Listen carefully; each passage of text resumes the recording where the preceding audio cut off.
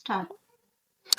রাম রাম বন্ধুরা, একটা মানুষ কতটা পাল্টিবাজ হলে এরকম করতে পারে। আমাদের প্রাক্তন মুখ্যমন্ত্রী মমতা ব্যানার্জি যে কিনা বারুইপুরে রেপ কেস নিয়ে রাস্তায় নেমেছে, তখন কোথায় ছিলেন যখন কামদুনি কেসে আপনি বলেছিলেন যে রেপ একটা ছোটখাটো ঘটনা? দাঁড়ান আমি দেখাই আপনাদেরকে ভিডিওটা দেখুন। কোথাও যদি ছোট একটা ঘটনা ঘটেও সেটাকে আমরা সমর্থন করি না, নিন্দনীয় আমি সবসময় করি। তদন্তের আগেই রায়, হাতে হাতে নিদান, ফের ছোট ঘটনার তত্ত্ব। এবার কামদুনি কাণ্ডেও ছোট ঘটনার তত্ত্ব খাড়া করলেন মুখ্যমন্ত্রী। দেখলেন? এবার সন্দেশখালির সময় কি বলেছিলেন? বলেছিলেন এটা একটা সাজানো ঘটনা, তাই না?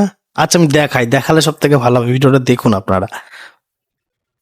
স্টপ করো। ঘটনাটা কিভাবে সাজিয়েছিল একবারও বুঝতে পেরেছিলেন? একবারও বুঝতে পেরেছিলেন সন্দেশখালি কি করে টাকা দিয়ে সাজানো হয়েছিল? দেখলেন? এবার আরজিকর ঘটনার সময় কি বলেছিলেন সেটা দেখায় আপনাকে। মিথ্যে কথা, চক্রান্ত, তাই না? দেখুন, আপনারাই দেখুন। মিথ্যে কথা, কুৎসা, অপপ্রচার, চক্রান্ত।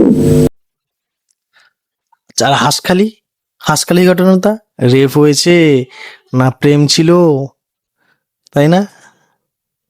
প্রেগনেন্ট ছিল, কত কিছু বলেছেন, লজ্জা লাগেনি আপনার? আর আপনি এখন মোমবাতি নিয়ে রাস্তায় বেরিয়েছেন। হাঁসখালি ঘটনাটা দেখাচ্ছি আপনাদেরকে, দাঁড়ান এটাও দেখুন। রেপ হয়েছে না প্রেগনেন্ট ছিল বা অন্য কোনো কারণ হয়েছে নাকি কেউ ধরে ধরে চড় মেরেছে? এবার কসবা ল কলেজের সময় কি বলেছিলেন দুর্গাপুরে? যে মেয়েরা রাত্রিবেলায় বেরোবে কেন 8টার পরে, তাই না? এই মেয়েটাও বেরিয়েছিল। দেখুন, আপনারা ভিডিওটা দেখুন আগে। Especially the girl child at night time, they should not be allowed to come out in the outside.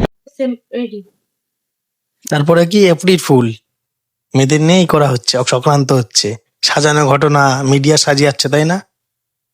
তো লজ্জা লাগা দরকার আপনার। আরো ঘটনা আছে, আমি শোনাচ্ছি পরপর, এবার শোনাচ্ছি, তারপরে আমি বলছি। আপ করো। মেয়েদের ওপর অত্যাচার হচ্ছে বলে চিৎকার করছেন। যে কোনো ঘটনা ঘটা সেটা অন্যায়, এটা যাতে না হয় সেই জন্য তো মেয়েদেরই নিজেদের রুখে দাঁড়াতে। টোটালটাই সাজিয়ে তোলা, পরিকল্পনা করে সাজিয়ে চিৎকার করা, বলছে রেপ রেপ করে চিৎকার কর, যেন মনে হচ্ছে এটা যেন রাজ্যের ভাবমূর্তি সুন্দর হবে।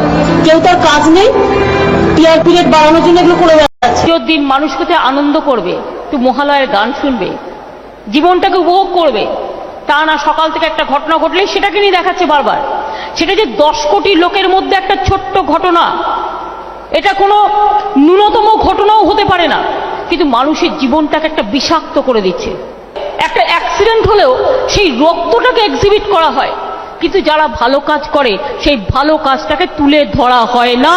আর এখন দেখুন কিছু নেই, ঘরে বসে আছে, একটা খবর পেলেই হলো, কিচ্ছু জানে না, সবচেয়ে নবিস।